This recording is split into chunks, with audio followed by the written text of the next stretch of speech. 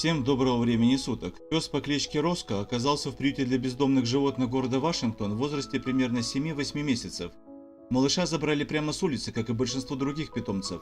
Однако он сильно отличался от остальных жителей приюта, из-за чего местным сотрудникам казалось, что с псом связана какая-то загадочная история.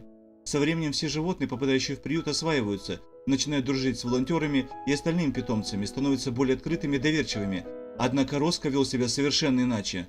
За 3 года жизни в приюте он ни с кем не подружился и проводил все время сам с собой. Принимая еду, пес не проявлял особой признательности и держался независим ото всех. Работники приюта понимали, что имеют дело с необычным животным, которому нужен особый подход, пытаясь понять, в чем же причина такого поведения. Зоозащитники решили для начала опубликовать в сети пост и рассказать о Роско общественности, надеясь узнать о нем хоть что-то.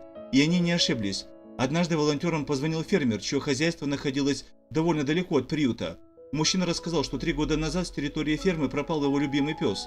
Долгие поиски питомца были тщетными, и хозяину пришлось смириться с тяжелой потерей.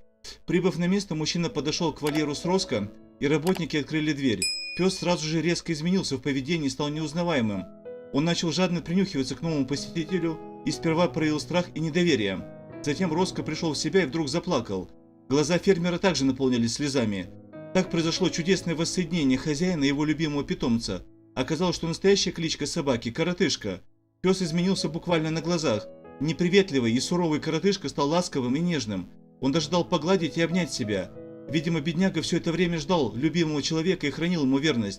К счастью, все его надежды оправдались, и теперь фермер и питомец счастливы, а горечь расставания осталась далеко позади.